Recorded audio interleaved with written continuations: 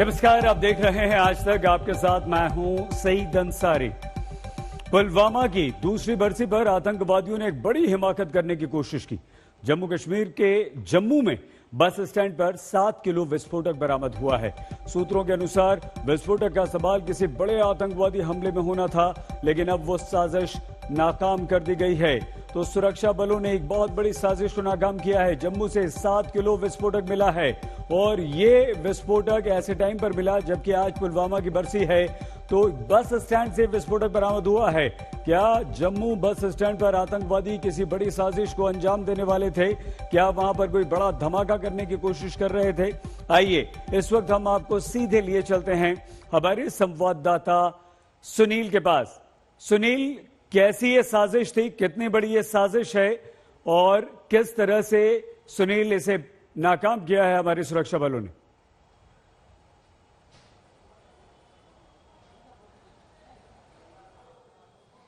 बिल्कुल सईद, मैं आपको बता दूं कि आतंकवादियों ने एक बहुत बड़ी साजिश रची थी। आज जैसा कि आपने बताया कि पुलवामा आतंकी हमले की जो है दूसरी वर्षगांठ है आज, तो आज ही के दिन आतंकवादियों का एक नापाक मंसूबा था जम्मू को दहलाने का।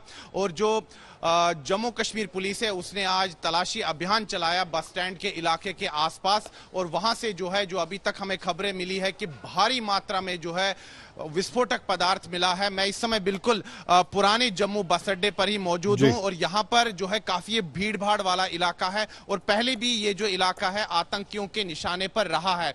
तो ये काफी संवेदनशील इलाका है क्योंकि हजारों की संख्या में यहां पर लोग जो है रोज आते रहते हैं, आवाजाही रहती है यहां पर लोगों की। और आज एक बार फिर जो है जो खबरें आ रही हैं कि आतंकवादी जो है जम्मू शहर को दहलाने वाले थे।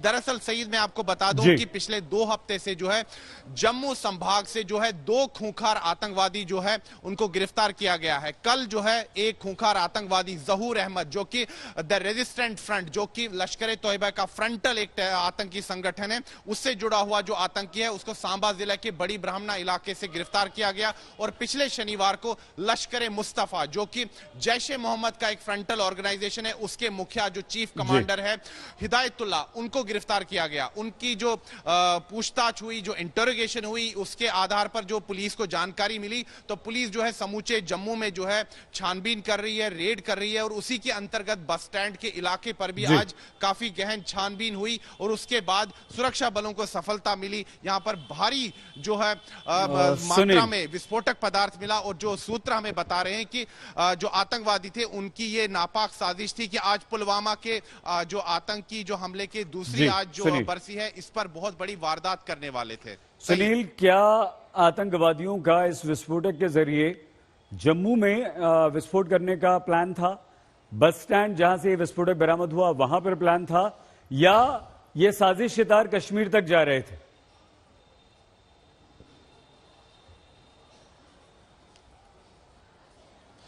सईद, अभी जो ये जानकारी है इस पर ये अभी हम तक नहीं पहुंच पाई है, क्योंकि अभी जो थोड़ी देर बाद 3:30 बजे मैं आपको अपडेट भी दे दूं कि जम्मू कश्मीर पुलिस के जो महानिरीक्षक है दिलबाग सिंह, वो एक प्रेस वार्ता को संबोधित करने वाले हैं और वहां पर इस पूरी साजिश की जो है विस्तृत जानकारी दी जाएगी कि आखिर आतंकवादियों का मंसूबा था क्या। लेकिन सईद, पिछले 2 हफ्ते से जो यहाँ पर जम्मू कश्मीर है, यहाँ पर काफी ज्यादा जो है आतंकवादी गतिविधियां बढ़ गई। कई आतंकवादियों को गिरफ्तार भी किया गया। कश्मीर घाटी में भी हम देख रहे हैं कि काफी छानबीन हुई और यहाँ जम्मू संभाग में विशेष तौर पर।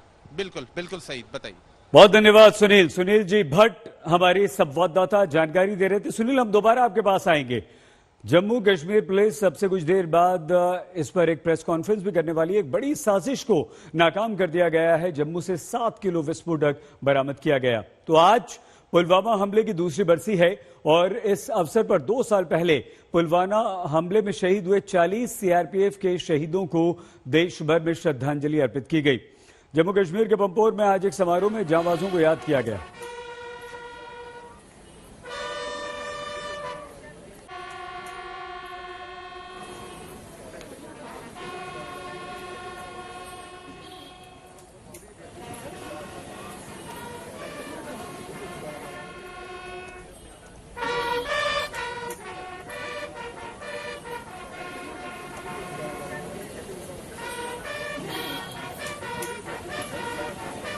2 साल पहले आज ही के दिन यानी 14 फरवरी 2019 को सबसे बड़ा कश्मीर में आतंकी हमला हुआ था, जब इसी श्रीनगर जम्मू राष्ट्रीय राजमार्ग पर यहीं पर बारूद से भरी एक गाड़ी जो कि आत्मघाती हमलावर ने लाई थी, उससे सीआरपीएफ कानवाय को हमला किया गया था, जिसमें 20 सीआरपीएफ के जवान शहीद हुए थे। आज दूसरी बरसी मनाई जा रही है उस हमले के बाद, और यहां पर आप देख सकते हैं कि इन 2 साल के दौरान पूरे इस हाईवे और सुरक्षा व्यवस्था है वो कितनी बदल गई है। दरअसल अब नए नियम है, पूरी तरह से सेना या सुरक्षा बलों की कानवाय को चलने को लेकर, चाहे जम्मू से श्रीनगर आए या श्रीनगर से जम्मू आए, न सिर्फ पहले इस पूरे राष्ट्रीय राजमार्ग को सैनिटाइज किया जाता है किसी भी सुरक्षा बलों की मूवमेंट से पहले, बल्कि साथ ही साथ जगह जगह पर सुरक्षा बल के तैनात, जिनको रोड ओपनिंग पार्टी कहा जाता है, वो तैनात की जाती है। दरअसल यहाँ पर भी आप देख सकते हैं, जहां जहां भी कोई नाका आता है, जो कोई सड़क जिस जम्मू श्रीनगर राष्ट्रीय राजमार्ग से कश्मीर में मिलती है, उन पर 24 घंटे सुरक्षा बलों का पहरा इसी तरह रहता है। चाहे वो सीआरपीएफ के जवान हो या सेना के जवान हो, उनकी तैनाती 24 घंटे उन नाकों पर रहती हैं जो इस हाईवे को बाकी इलाकों के साथ जोड़ती है। क्योंकि 2 साल पहले जो बारूद से लदी गाड़ी आई थी, जब एनआईए इन्वेस्टिगेशन हुआ था, पूरी तरह से उसका पूरा खाका सामने आया था और सभी जितने भी आरोपी उस हमले में मुलविस थे, उनको या पकड़ा गया है या फिर उनकी जान चली गई है, उनको मारा गया है। दरअसल अब उस तरह की दूसरी आतंकी कार्रवाई कश्मीर में ना हो, खासतौर से सुरक्षा बलों की कानवाई को निशाना न बनाया जाए, उसके लिए सभी तरह के जो है सुरक्षा व्यवस्था के इंतजाम हो या फिर दूसरे प्रोटोकॉल हो, उनको पूरा किया जा रहा है। रूफ अहमद के साथ अशरफ आनी, जम्मू श्रीनगर राष्ट्रीय राजमार्ग, आज तक। प्रधानमंत्री नरेंद्र मोदी ने भी पुलवामा के शहीदों को नमन किया है, उन्हें श्रद्धांजलि दी है और ये कहा है कि देश उनका ऋणी है। पूरा देश आज शहीदों को नमन कर रहा है। No Indian can forget this day. 2 years ago, the Pulwama attack happened. We pay homage to all the martyrs we lost in that attack. We are proud of our security forces. Their bravery will continue to inspire generations. आगे बढ़ते हैं। आपसे कुछ ही देर बाद हम आपको याद दिलाते चलें कि जम्मू में 7 किलो विस्फोटक बरामद हुआ है। पुलिस प्रेस कॉन्फ्रेंस करेगी, लिए चलेंगे वहां पर आपको, लेकिन पुलवामा के शहीदों को श्रद्धांजलि दी जा रही है। दिल्ली बॉर्डर पर कृषि कानून के खिलाफ आंदोलन कर रहे किसानों ने भी पुलवामा के शहीदों को याद किया है, विनम्र श्रद्धांजलि अर्पित की।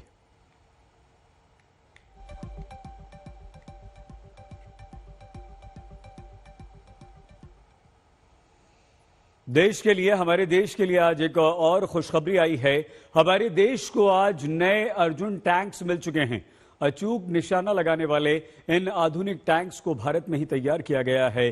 प्रधानमंत्री नरेंद्र मोदी ने आज चेन्नई में एक समारोह में अर्जुन मार्क 1 को सेना को सौंप दिया। इस अवसर पर प्रधानमंत्री नरेंद्र मोदी ने इशारों इशारों में चीन और पाकिस्तान को साफ साफ संदेश भी दिया। पीएम ने कहा, भारत शांति का पक्षधर है, लेकिन हमारी संप्रभुता की रक्षा करना हम बहुत अच्छी तरह से जानते हैं। They have shown time and again that they are fully capable of protecting our motherland.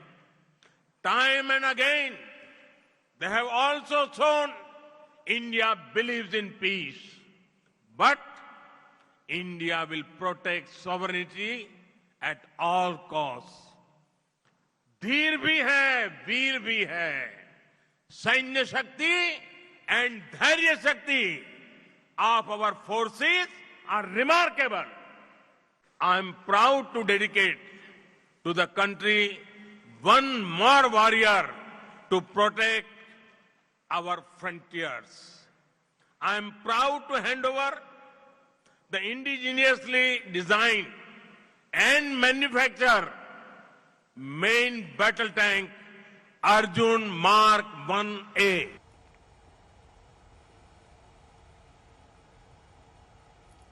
Uttarakhand आपदा को आज 8वां दिन है। 7 दिन हो चुके हैं। आज ही के दिन पिछले हफ्ते रविवार को यह आपदा आई थी, लेकिन अब भी जिंदगी की जंग चल रही है।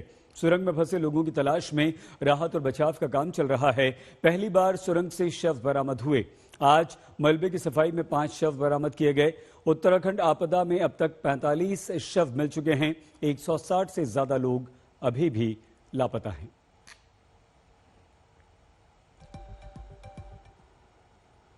उत्तराखंड में 7 दिन बाद भी तबाही का दृश्य डरा रहा है। आज तक के संवाददाता ने उफनती नदी की धार की ऊपर से स्थिति का जायजा लिया। 6 फरवरी को यहां पर सैलाब में पूरा का पूरा पावर प्लांट बह गया था। हम इस समय ट्रॉली के माध्यम से इस नदी को पार कर रहे हैं जहां पर तबाही देखने को मिली थी। अगर आप देखें, सामने डैम है और ये वो गांव हैं जो इस नदी में तबाही होने के बाद से कट गए थे बाकी के क्षेत्र से। अगर आप देखें तो इसी ट्रॉली के माध्यम से अब यहाँ पर जाया जा सकता है और इसके अलावा कोई और रास्ता नहीं है। आज तक की टीम पहुंची है यहाँ का हाल जानने के लिए कि आखिर क्या हालात है यहाँ के। और अगर आप देखें तो यहाँ पर दोनों तरफ टीम लगी हुई है ताकि किसी भी अनहोनी से बचा जा सके।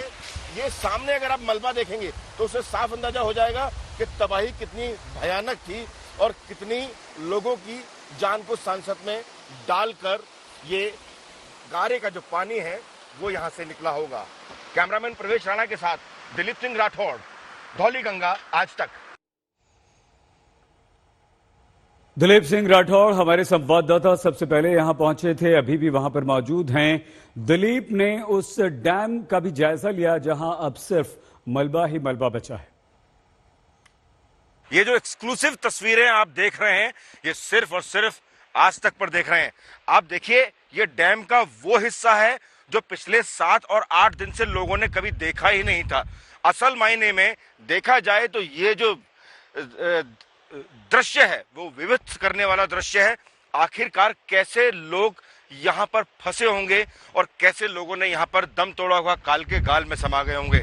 जो वीडियो है, एक वीडियो में आपने देखा होगा कि लोग बचने की कोशिश कर रहे हैं। वो सामने वाला पॉइंट है जहां पर इस समय एनडीआरएफ के जवान वहां पर मौजूद हैं। सिर्फ उन्हीं को परमिशन है दूसरी तरफ से आने की। हमने नदी पार की है यहाँ पर ये छोर दिखाने के लिए। आप देखिए, मलबे को जितनी ऊंचाई पर मलबा है आपको साफ नजर आ जाएगा और कितना बुरी तरह से उसने उधेड़ कर रख दिया है इस मजबूत डैम को। अगर इस मजबूत डैम की यह हालत है तो सोचिए जरा इंसानी जिंदगी की क्या हालत होगी। कैमरामैन प्रवेश राणा के साथ दिलीप सिंह राठौड़, तपोवन डैम, आज तक। आज तक पहली बार इस डैम तक पहुंचा है। दिलीप ठीक कह रहे हैं कि इतने मजबूत डैम की सैलाब ने, पानी ने ये हालत करके रख दी। अब वहां सिर्फ मलबा ही मलबा। उधर तपोवन सुरंग से पहली बार शव बरामद हुए हैं, लेकिन जिंदगी की आस बनी हुई है। आज 8वां दिन है। राहत और बचाव का काम चल रहा है। सेना, आईटीबीपी, एनडीआरएफ की टीमें ड्रिलिंग करने में जुटी हुई हैं। खुदाई में अब तक 5 शव और बरामद हुए हैं।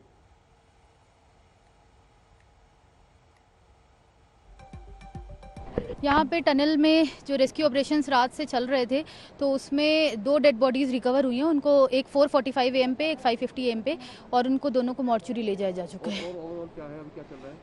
अभी रेस्क्यू ऑपरेशंस पे तेजी से काम चल रहा है जिससे और भी अगर डेड या लाइव रिकवरी जो भी होनी है वो हो सके। ड्रिल की गई थी, उसका क्या रहा और अभी क्या किस तरह से रेस्क्यू किया जा रहा है? उसका ड्रिल का काम तो कंप्लीट हो चुका था, लेकिन फिलहाल एक्सकवेशन किया जा रहा है जिसमें से बॉडीज निकल रही है। उत्तराखंड में चमोली के रानी गांव में ऋषिगंगा नदी से निकली नई झील फिर से आपदा की आशंका खड़ी कर रही है। 14,000 फीट पर यह झील 400 मीटर लंबी बन गई है। रानी गांव में मलबे की तलाश के साथ साथ जिंदगी को पटरी पर लाने की कोशिशें चल रही हैं और इसी के तहत बीआरओ एक पुल का निर्माण शुरू कर चुका है।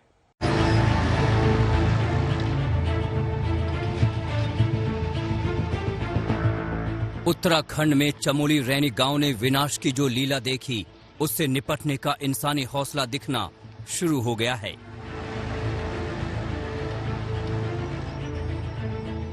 सात फरवरी की आपदा ने रैनी गांव का वो पुल ध्वस्त कर दिया था जो वहां के लोगों की लाइफलाइन थी। अब बीआरओ एक नया पुल बनाने की कोशिशों में जुटा है। देखिए, एक नए पुल को बनाने की कवायद बहुत तेजी के साथ जारी है, जिसने गांव के संपर्क को तोड़ दिया था। मैं अपने कैमरामैन से कहूंगा कि जरा पहले वो पुराने ब्रिज की तरफ ले जाएं, वहां से कैमरे को पैन करते हुए और इस छोर तक लेकर आए जहां पर पुराना पुल हुआ करता था, जो 7 फरवरी को ध्वस्त हो गया पूरी तरीके से। लेकिन अब चूंकि वो जो बेस था वो बेहद कमजोर हो चुका है, इसलिए बीआरओ और शासन प्रशासन की टीम ने एक नया रास्ता चूज किया है ब्रिज बनाने के लिए।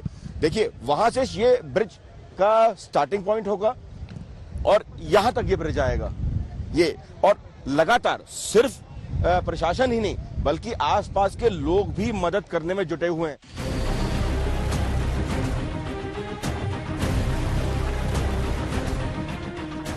धौली गंगा और ऋषि गंगा नदियों के संगम पर बसा रैणी गांव नए सिरे से जिंदगी की शुरुआत करने की जद्दोजहद कर रहा है।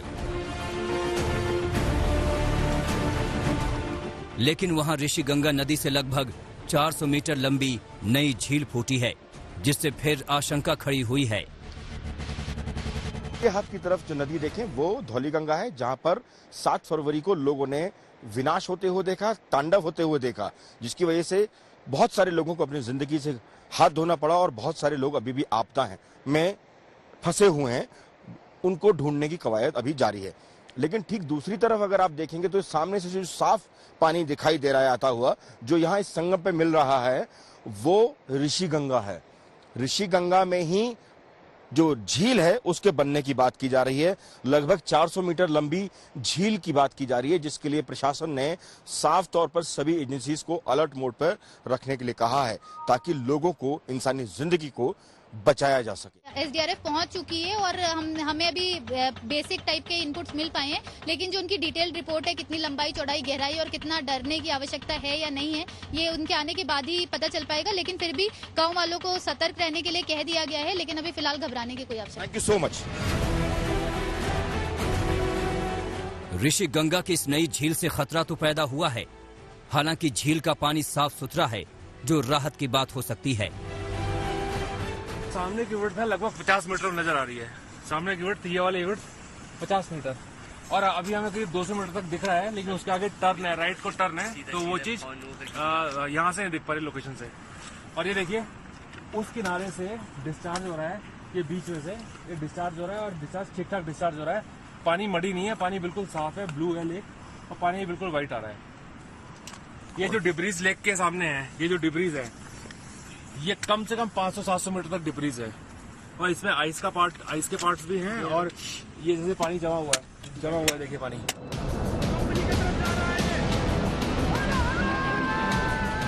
नई झील को लेकर हर कोई अलर्ट पर है, क्योंकि एक हफ्ते पहले आई आपदा भूले नहीं भूलती। जब पानी का सैलाब आया, तब वक्त का हर लम्हा जिंदगी पर भारी था।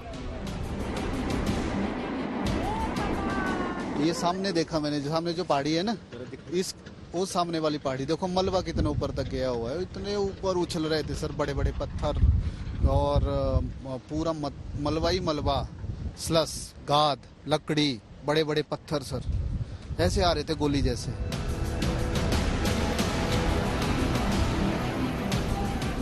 रैणी गांव में 7 जनवरी के विनाश के सबूत अभी भी तलाशे जा रहे हैं।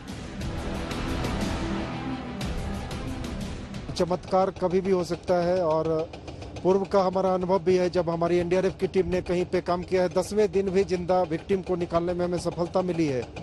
तो इस तरह के हादसे में कहीं पे यदि एयर गैप बना होगा, कोई वॉइड स्पेस बना होगा, जहां तक पहुंचने की कोशिश हम यहाँ पे भी कर रहे हैं और टनल में भी कर रहे हैं, तो निश्चित रूप से हो सकता है कि हमें कोई जिंदा व्यक्ति भी मिल जाए। चमोली की आपदा के बाद से सैकड़ों लोग लापता हैं। सबसे ज्यादा चिंता तपोवन पावर प्रोजेक्ट की टनल में फंसे लोगों की है। रेस्क्यू टीमों की कोशिशों के बावजूद उनका कोई सुराग तक नहीं मिल सका है। मंजीत नेगी के साथ दिलीप सिंह राठौर, चमोली आज तक। बालाकोट एयर स्ट्राइक के बाद आतंकी संगठन जैश मोहम्मद ने एनएसए अजीत डोभाल की रेकी करवाई थी। जिस आतंकी ने ये रेकी की थी उसे 6 फरवरी को जम्मू से पकड़ा गया। हिदायतुल्लाह मलिक नाम के इस आतंकवादी ने यह मान लिया है कि उसने एनएसए अजीत डोभाल पर संवेदनशील जानकारियां पाकिस्तान में अपने हैंडलर को भेजी थी। इस खुलासे के बाद सुरक्षा एजेंसियां चौकन्नी हो गई। आर्टिकल 370 के खात्मे के बाद कश्मीर को भरोसा दिलाने के लिए जो सबसे बड़ा चेहरा वहां गया था उसका नाम है अजित डोभाल, भारत के राष्ट्रीय सुरक्षा सलाहकार। एनएसए अजीत डोभाल ही हैं जिन्होंने पुलवामा हमले के बाद बालाकोट एयर स्ट्राइक की रणनीति को अंजाम दिया। डोभाल ने ही उरी हमले के बाद पीओके के आतंकी अड्डों पर सर्जिकल स्ट्राइक का खाका खींचा। यानी ये तो तय था कि भारत की सुरक्षा का ये रणनीतिकार पाकिस्तान के आतंकी आकाओं को फूटी आंखों नहीं सुहाता होगा। लेकिन अब खुलासा हुआ है कि पाकिस्तान के आदेश पर अजीत डोभाल की रैकी भी हुई थी। ये तस्वीर है हिदायतुल्लाह मलिक की। शोपियां का रहने वाला हिदायतुल्लाह आतंकी संगठन जैश मोहम्मद के फ्रंट लश्कर मुस्तफा का सरगना है। 6 फरवरी को अनंतनाग और जम्मू पुलिस के ज्वाइंट ऑपरेशन में हिदायतुल्लाह को जम्मू के कुंजवनी इलाके से पकड़ा गया था। अब हिदायतुल्लाह ने पूछताछ में जो खुलासा किया है वो चौंकाता है। डॉक्टर कहे जाने वाले पाकिस्तानी हैंडलर के आदेश पर हिदायतुल्लाह ने 25 मई 2019 को दिल्ली में रैकी की। सरदार पटेल भवन में एनएसए के दफ्तर समेत कुछ और अहम ठिकानों के वीडियो बनाए गए और व्हाट्सएप पर उन्हें पाकिस्तान भेजा गया। 24 मई 2019 को श्रीनगर से फ्लाइट से दिल्ली आया हिदायतुल्लाह। रैकी करने के बाद दिल्ली से बस पकड़कर वापस लौटा था। जैश आतंकी की गिरफ्तारी जो है वो एक बहुत बड़ी उपलब्धि है, लेकिन उसका खुलासा जो है बहुत चिंताजनक है। उसने साफ तौर पे कहा कि मई 2019 में वो इंडिगो फ्लाइट से दिल्ली आया और उसने अजीत डोभाल की रेजिडेंस और उसके ऑफिस की रिकॉनेसेंस की। हिदायतुल्लाह ने राज खोला है कि उसने 2019 की गर्मियों में सांबा में भी रैकी की थी। मई 2020 के एक आतंकी हमले में उसने सेंट्रो कार मुहैया कराई थी। हिदायतुल्लाह ने उन 8 आतंकियों के नामों का खुलासा भी किया है जिनके संपर्क में वो था। लेकिन इन सब में बड़ा कबूलनामा अजीत डोभाल की रैकी का है। एनएसए पर खतरे की जानकारी गृह मंत्रालय को दी गई है। Surgical strike, Balakot air strike और कश्मीर से धारा 370 खत्म होने के बाद से लगातार पाकिस्तान में बैठे आतंकी आका एनएसए अजीत डोभाल पर निशाना साध रहे हैं। लेकिन भारत की सुरक्षा व्यवस्था को देखते हुए पाकिस्तानी आतंकियों का ये मिशन इम्पॉसिबल लगता है।